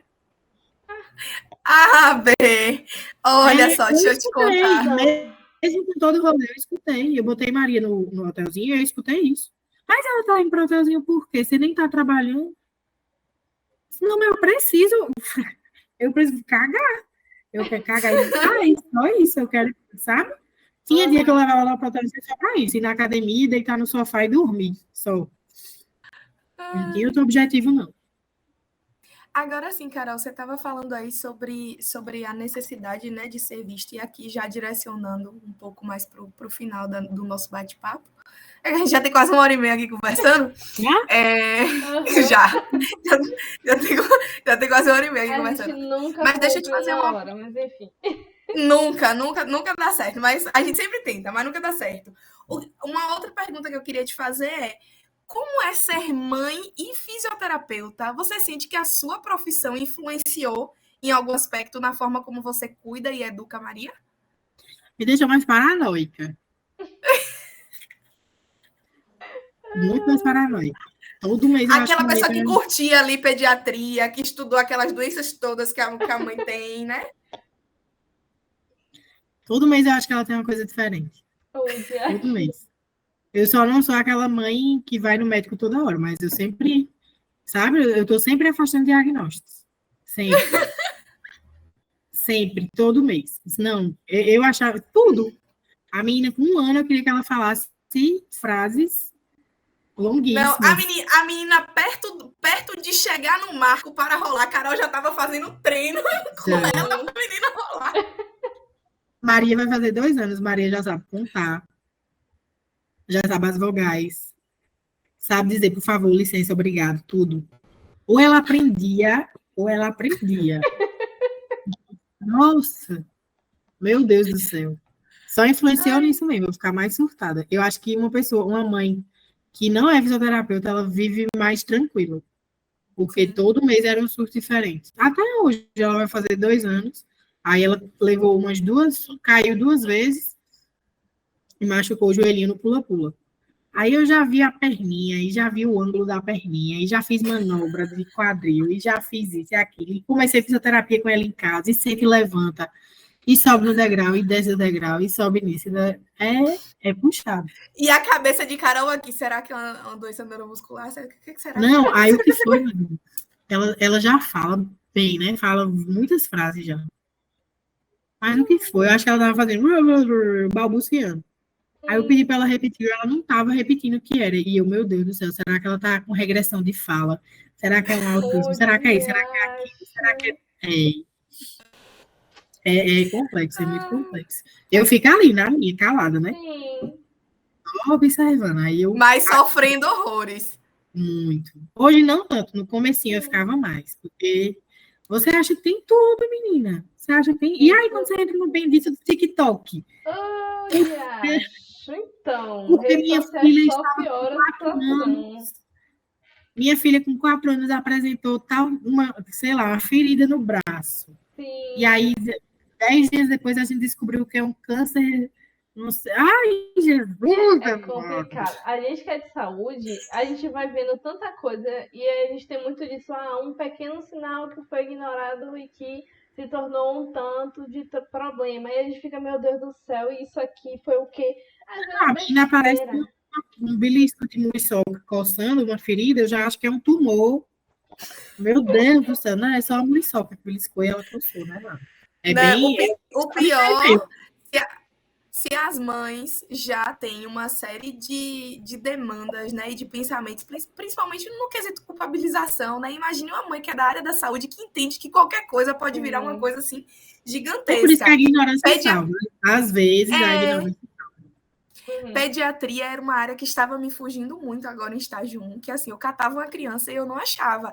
Até que eu entendi que assim, talvez entender de forma tão profunda esse monte de complicação que pode haver na pediatria, talvez seja um problema para mim futuramente. Entendeu? Sim. Assim, talvez pediatria esteja fugindo de mim por alguma razão. Sim, né? A questão da fisioterapia, a pediatria na fisioterapia, é porque a gente, até nos estágios, no hospital, na clínica, qualquer lugar, né? Uhum. Você tem acesso à criança deficiente. Sim. Quando você encontra uma criança que não tem nenhuma deficiência, você fica.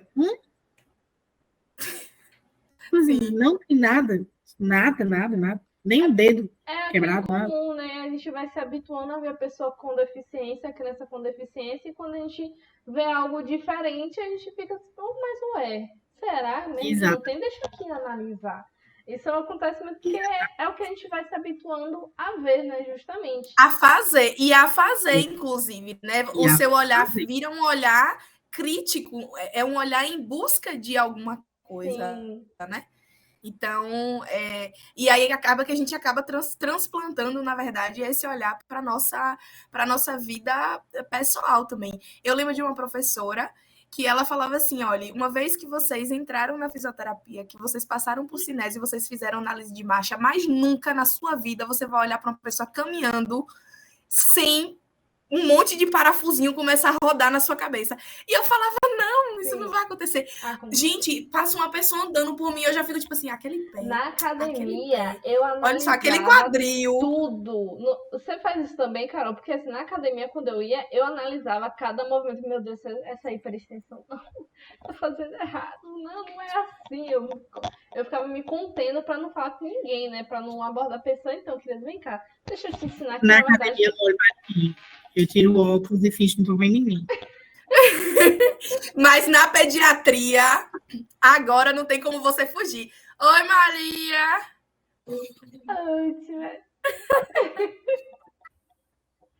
Vamos aqui, né? Já encaminhando pro final, para também a gente te devolver para a sua queridíssima filhinha. Que ela já Eu já buscar. escutei o pai ali. Maria! O que você estava fazendo? O que foi que você fez? Hã? Né? Ou tava pegando embaixo do cachorro? Minha filha, o que você tá fazendo? Em nome do Senhor Jesus. Pare de mexer. Ela veio te buscar. Volta aqui para as tias verem. Que gatinha, hein? Que coisa mais linda, meu Deus. Dá um sorriso. Que gatinha. E o sorriso. Ah, meu Deus! Participação especial. Eu sempre usei óculos de grau. Meus óculos, a armação duravam 5 meses. Ou 5 anos. Esse aqui tá durando 7 meses. Já quebrou uma alça, ó. Tá quebrando a outra. Tá toda empenada. Adivinha quem? Por que será, né? Por que será? Adivinha. Ana, vamos aqui para a última pergunta para a gente poder te liberar, que a Maria já veio te buscar, não é mesmo? A dona já foi pegar, já. Mas para encerrar esse papo super gostoso que a gente está tendo, me diz aí um conselho para fisioterapeutas e estudantes de fisioterapia que nesse momento estejam aí um pouco desanimados com a profissão, desencantados. O que é que você diria para essas pessoas hoje? Tava lembrando do look. Ei. Para uma mamãe, pode começar? Pode? É bem rapidinho, tá? Oh, meu Deus. Rapaz, um conselho. Continue estudando, né? Para ser bom fisioterapeuta, ser um bom fisioterapeuta ou uma boa fisioterapeuta. Uhum. Eu daria 3 conselhos, assim, primordiais. Comecem uma pós-graduação antes de sair da faculdade, porque a maioria das pós deixam você entrar quando você está próximo de formar, né? Faltando 6 meses. Estudem sobre marketing e estudem sobre empreendedorismo, sobre captação de paciente em clínica, em consultório. Estudem. Porque, fazendo uma conta muito por alto, toda turma, digamos que existe o processo seletivo para residência, concurso, né? De uma turma de 30, 3 vão passar.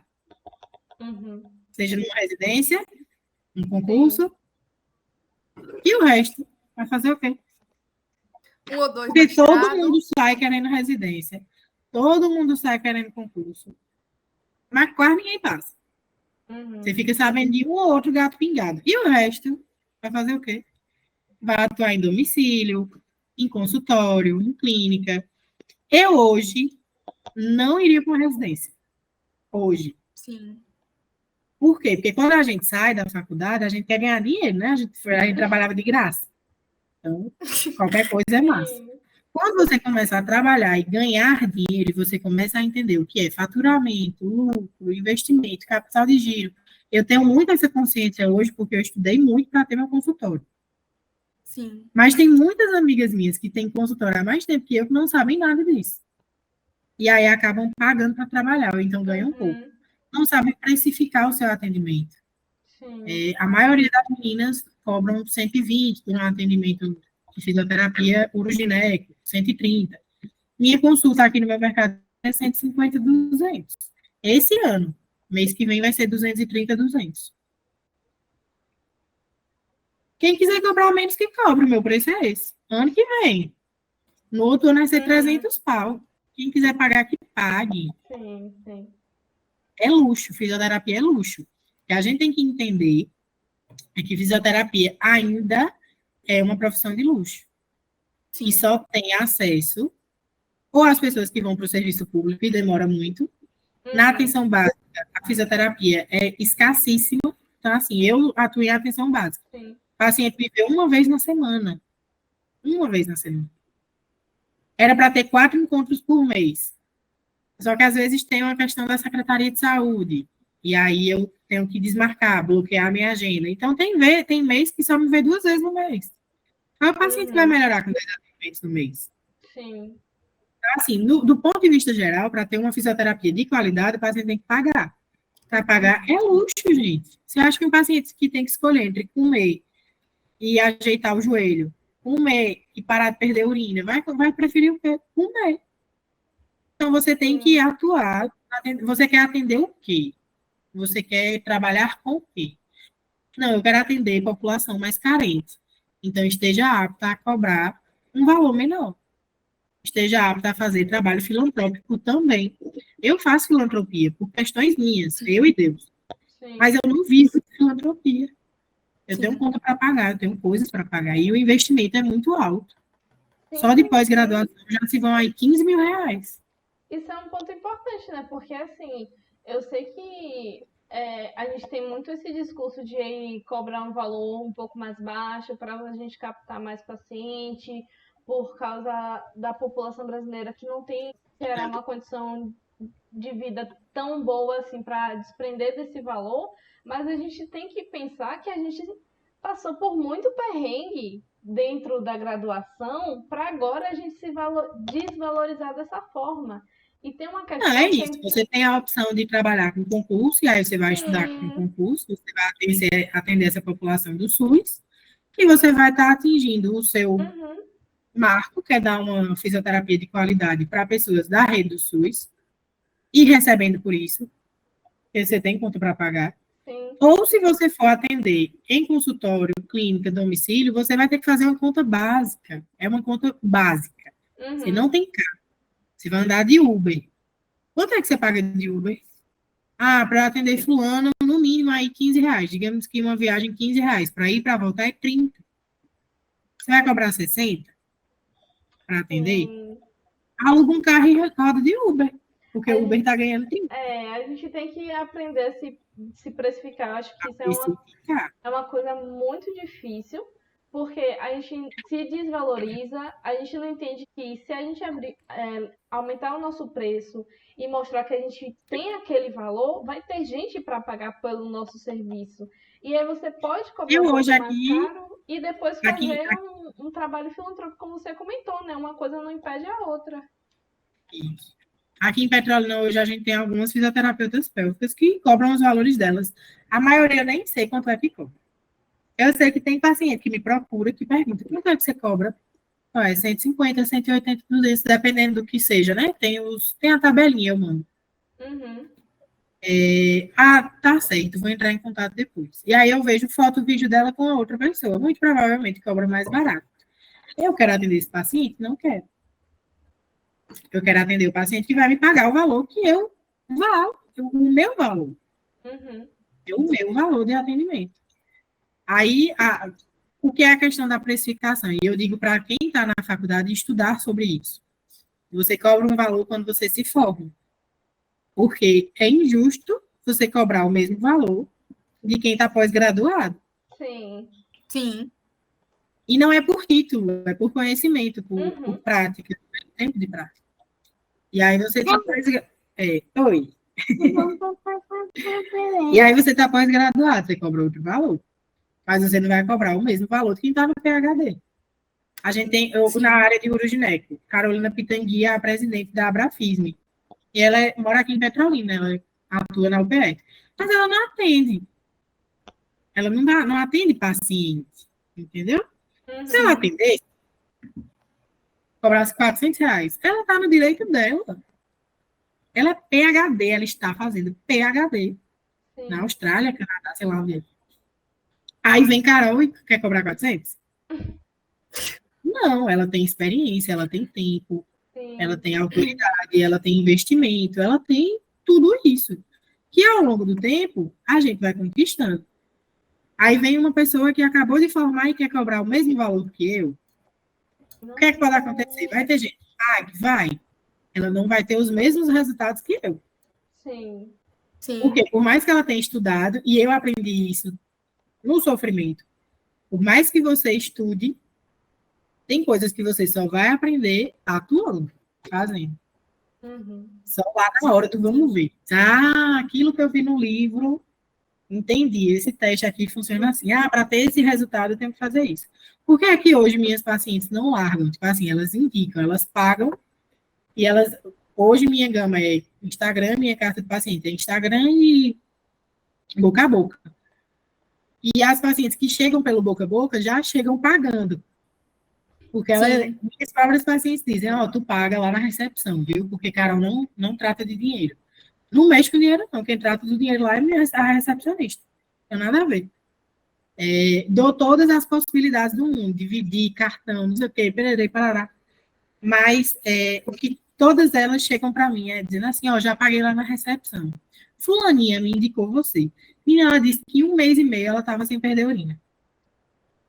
E ela já fez com não sei quem, com não sei quem, com não sei quem, que continuava perdendo, e agora está tudo bem. O que é? Resultado. Você tem que ir atrás de resultado. Como foi que eu aprendi a ter resultado?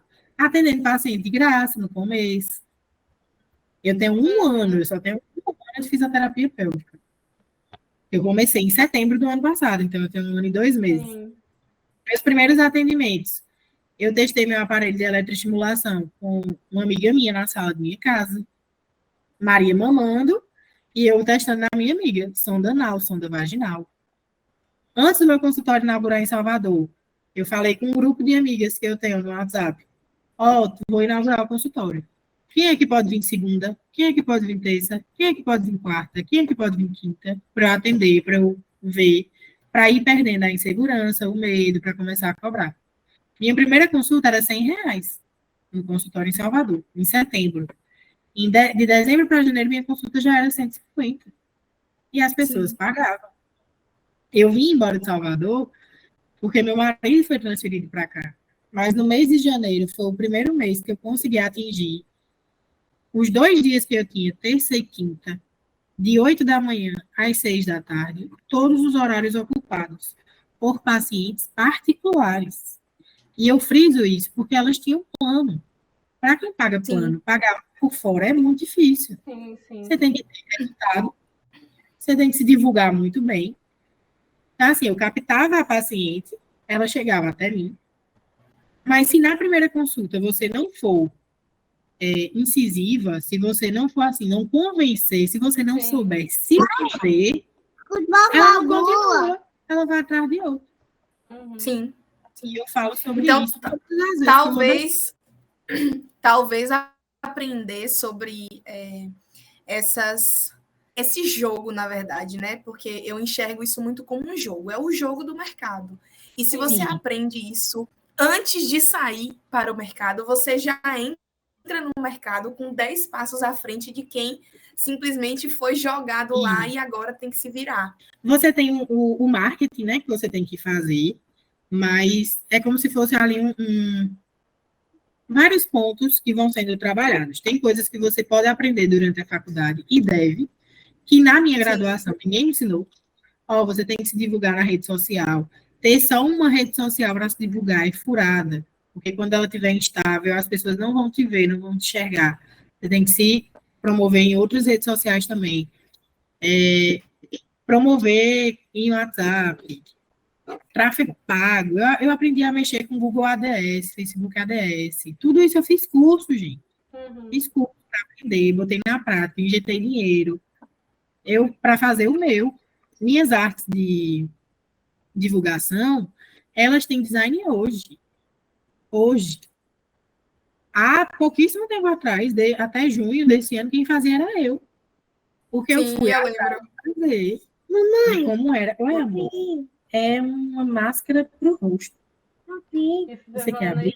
Eu e a Amanda hoje no podcast, a gente sendo a equipe de financeiro, equipe de marketing, equipe de edição. Exatamente, é um processo. Microempreendedor é desse jeito. Só que você também vai aprendendo a crescer, a delegar funções. Mas o começo, ele é complicado? Poderia como ser menos complicado? Poderia. Se na faculdade a gente se preocupasse mais, não mais, também se preocupasse com questões de publicidade, de marketing, não só com estudar para a prova. Porque tem coisa que você só vai estudar para a prova. Sim, sim. E para mais nada. Ó, é igual o Shrek, tá vendo? Tu quer que Do nada, é igual o Shrek. Ai, meu Deus do Então céu. é Então, assim, tem muita coisa. É uma máscara de Uhum. pepino que ela achou aqui, eu vou botar nela. Acho que a gente pode A ir gente encerrando com esse daycare É. aí. Então, assim, tem o conselho que eu daria: estude Uhum. marketing, estude publicidade, como abrir seu próprio negócio, Sim. como trabalhar com plano de saúde, porque o plano de saúde dá essa possibilidade de você fazer um reembolso. Então, como é que faz isso? Você tem que emitir o quê? Nota fiscal, recibo. Como é que faz nota fiscal? Como é que faz recibo? É por conta jurídica? É por conta de CPF? É o quê? Então, tudo isso você tem que aprender. É melhor você aprender durante a faculdade do que quando está trabalhando. Esses 2 pontos são coisas, né, que a gente tem que investir. E acreditar que, assim, o concurso é massa, eu acho uma estabilidade muito massa, né? Todo mundo corre atrás. Mas se confiar só em concurso, não se confie. Aprenda a atender bem também. Aprenda a... Porque o que eu vejo é as pessoas esfriando, sabe? À medida que vai passando o concurso, o paciente já não é mais a prioridade dele, é só o salário. Sim, sim. É só o salário. Por isso que a frase que mais diz é que concurseiro é bicho que dá trabalho. Porque quer trabalhar, chega atrasado, falta. Pela estabilidade. Pela estabilidade mesmo. Eu daria o principal no geral. Seja um bom fisioterapeuta, estude bem, mas também estude outras coisas para além da técnica, do recurso, da fisioterapia, eletroestimulação, essas coisas. Tem muito mais por trás. Você pode ser um fisioterapeuta. Eu conheço fisioterapeutas muito bons, que não conseguem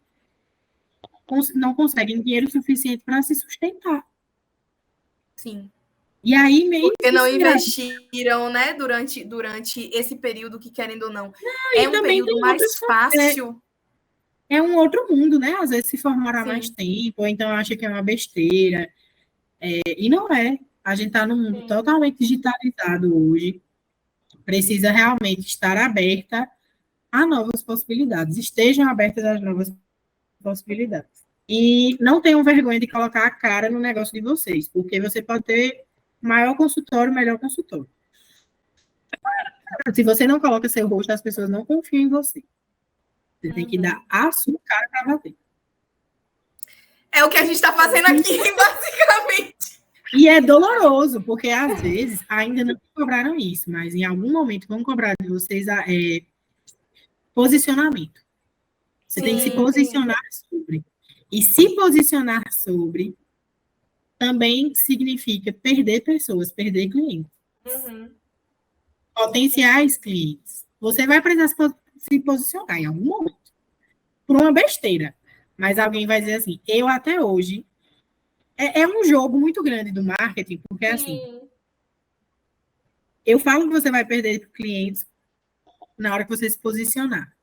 Mas se você tem resultados bons, você não perde esses clientes, entendeu? Então, é uma construção de imagem. Com certeza. O seu cabelo fala, a sua maquiagem fala, a sua roupa fala. Tudo fala. Tudo. O jeito que você fala, tudo é autoridade. Você vai construindo. No dia que você se posiciona, que você já tem uma autoridade construída, as pessoas não vão lhe abandonar por isso. Elas podem não concordar com você. Mas elas vão dizer, não, eu não concordo, mas ela é massa. O trabalho dela é bom. Nos últimos dias eu me posicionei e eu tive 3 pacientes que falaram, Carol, não concordo. Acho loucura o que você está falando. Na segunda-feira elas estavam lá no consultório. É disso que eu estou falando. E a gente tem muito para aprender, muito. Eu também estou fazendo novos cursos, aprendendo tudo todo. Levo na cara o tempo todo também. Vocês não fazem ideia de quando... Porque a gente aprende todo atendimento, toda parceria que a gente faz. É um aprendizado diferente. Com certeza. Eu acho que isso que vai construindo a gente, né, enquanto profissional. Não são só as benécias, né? São inclusive as dificuldades. Inclusive, E aqui, assim, fechando para devolver a mãe de Maria, que já está ali de máscara de pepino, comendo a máscara de pepino. Carol, te agradecer por você ter topado participar desse projeto, inclusive muito antes da gente começar a rodar, porque há muito tempo que eu falei sobre ele com você e você super topou. A gente só teve a organização da agenda por N fatores agora, e você vai estar saindo como último episódio desse ano, inclusive. Fechando com Vai fechar com chave de ouro. Que massa. Com chave de ouro. Fico feliz aí, gente. Assim, parabéns pelo projeto. Venho acompanhando dentro das minhas possibilidades, né? Sim. Parabéns pelo projeto. Eu espero que cresça muito, muito, muito, muito, porque vocês merecem mesmo. E invistam bastante. É muito promissor. Extremamente promissor isso que vocês estão fazendo. No começo parece E o que a gente gosta é isso aqui. Exatamente. É ouvir a história das pessoas, sabe? Porque, querendo ou não, é através de histórias que a gente aprende, né? Como você mesmo estava falando. Não é, a fisioterapia ela não é só a técnica, né? Nós somos a fisioterapia e nós também temos histórias vinculadas à nossa profissão. E foi muito legal ouvir a sua. Mamãe! A mamãe já viu? Mamãe, enquanto a pessoa não olha, minha filha. É uma loucura. Tá Vamos dar tchau para vocês. Um beijo, Ana. Muito obrigada pela participação. Foi um prazer enorme te conhecer e ouvir mais a sua história. Prazer foi meu. E tchau, tchau, tchau, Maria. Mulher, isso é uma máscara, meu Deus, uma máscara de pipi na minha comida. Dá tchau. Tchau, Maria. Vamos ter que mandar uma carta de assinatura para sua mãe para ela autorizar a sua exposição na internet. Dá tchau. Manda um beijo assim, ó. Mulher, o que é isso que você tá querendo pegar? Tchau, beijo. Tchau.